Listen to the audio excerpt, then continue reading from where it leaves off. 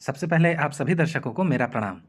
अभी हाल ही में रिलीज हुई फिल्म ओपेनहाइमर की वजह से जापान का द्वितीय विश्व युद्ध से जुड़ा इतिहास फिर से चर्चा में है। हालांकि ज्यादातर इस मामले में अमेरिका द्वारा जापान के दो प्रमुख शहर हिरोशिमा और नागासाकी पर एटम बॉम्ब के गिराए जाने और उसकी त्रासदी की चर्चा प्रमुख है। लेकिन इसके बाद जापान ने बहुत ही तेजी से खुद को रिकवर किया। और आज हम बात करेंगे जापान के उस संभलते अर्थव्यवस्था में वहाँ के स्टॉक मार्केट यानी टोक्यो स्टॉक एक्सचेंज के महत्वपूर्ण योगदान और उसके खुद के संघर्ष के बारे में। द्वितीय विश्व युद्ध के बाद जापान के शेयर बाजार ने कई उतार चढ़ाव देखे और दोबारा विश्व स्तर पर अपनी पहचान बनाने में कई चुनौतियों का सामना किया। इस अवधि में कई प्रमुख चरण शामिल थे जिन्होंने जापानी अर्थव्यवस्था और उसके शेयर बाजार को संभलने में मदद की। द्वितीय विश्व युद्ध के बाद जापान को गंभीर तबाही और आर्थिक उथल-पुथल का सामना करना पड़ा। बाकी अर्थव्यवस्था की तरह जापान का शेयर बाजार, जिसकी स्थापना 1878 में टोक्यो काबुशिकी तोरिहिकिजो के नाम से हुई थी, भी खस्ता हाल में था।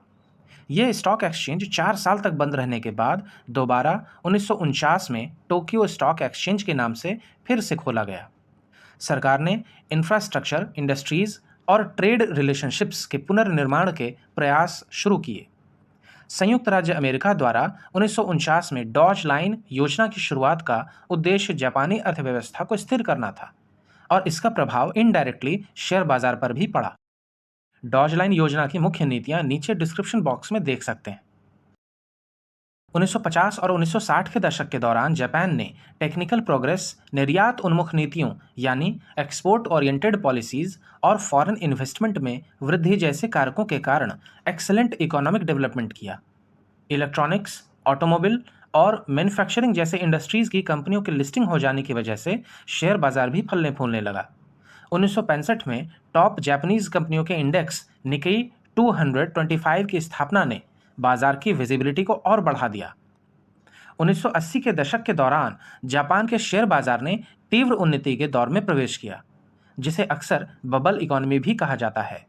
स्पेकुलेटिव एंथुसियाज्म और एक्सेसिव रियल एस्टेट इन्वेस्टमेंट ने स्टॉक की कीमतों को अनसस्टेनेबल लेवल तक बढ़ा दिया।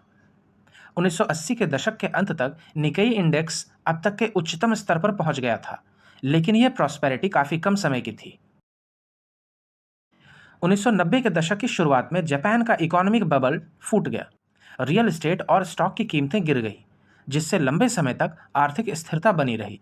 यहाँ यह जानना जरूरी है कि किसी भी देश के लिए लंबे समय तक आर्थिक स्थिरता अच्छी नहीं होती। यह चरण कम विकास, उच्च बेरोजगारी और बैंकिंग संकट की वजह से लॉस्ट डिकेड के रूप में जाना जाता है।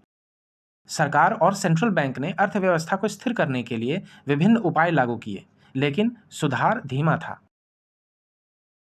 2000 के दशक में जापान ने अपनी स्थिर अर्थव्यवस्था को ठीक करने के लिए आर्थिक और वित्तीय सुधारों की यात्रा शुरू की। सरकार का लक्ष्य कॉरपोरेट गवर्नेंस में सुधार लाना, विदेशी निवेशों को प्रोत्साहित करना और बाजार को अधिक पारदर्शी बनाना था। इन सुधारों ने अधिक आधुनिक और अंतर्राष्ट्रीय स्तर पर जुड़े जापानी शेयर बाजार के लिए आधार तैयार किया। 2010 से 2011 के दौरान जापानी शेयर बाजार ने ग्लोबल फाइनेंशियल क्राइसिस, जिसका कारण 2008 के ग्लोबल मार्केट क्रैश को माना जाता है, और फुकुशिमा न्यूक्लियर डिजास्टर जैसी चुनौतियों का सामना करने में लचीलापन दिखाया। मैसिव क्वांटिटेटिव एजिंग सहित बैंक ऑफ जापान की मॉनेटरी पॉलिसीज ने स्टॉक की कीमतों को प्रभावित किया। जापान के शेयर बाजार ने भी अंतर्राष्ट्रीय स्तर पर ध्यान आकर्षित किया, क्योंकि टोयोटा, सोनी और निंटेंडो जैसी कंपनियों ने इनोवेट करना और ग्लोबल मार्केट्स पर कब्जा करना जारी रखा। सितंबर 2021 तक के अपडेट के अनुसार जापान का शेयर बाजार विश्व स्तरीय स्टॉक मार्केट का एक अभिन्न अंग बना हुआ है। बाजार ने टेक्निकल एडवांसमेंट्स को अपना लिया है, जिससे अधिक एक्सेसिबिलिटी और ट्रेडिंग एफिशिएंसी संभव हो गई है। हालांकि जापान डेमोग्राफिक चैलेंजेस, बढ़ती आबादी और निरंतर आर्थिक विकास की आवश्यकता जैसी समस्याओं से भी लड़ रहा है। और अंत में निष्कर्ष ये है कि द्वितीय विश्व युद्ध के बाद जापान के शेयर बाजार यात्रा फ्लेक्सिबिलिटी, ग्रोथ और एडेप्टेशन की कहानी है। एटम बम की तबाही से लेकर बबल इकोनॉमी की ऊंचाइयों और उसके बाद की चुनौतियों तक जापानी शेयर बाजार ग्लोबल फाइनेंशियल फील्ड्स में एक इन्फ्लुएंशियल प्लेयर के रूप में इवॉल्व हुआ है। खुद को विपरीत परिस्थितियों से उबरने और खुद को एक आर्थिक महाशक्ति के रूप में स्थापित करने का अथक प्रयास जापान के दृढ़ संकल्प को दर्शाता है। आशा है ये कहानी आपको अच्छी लगी होगी। इसी प्रकार की सच्ची और अच्छी कहानी के साथ हम दोबारा उपस्थित होंगे। तब तक के लिए धन्यवाद।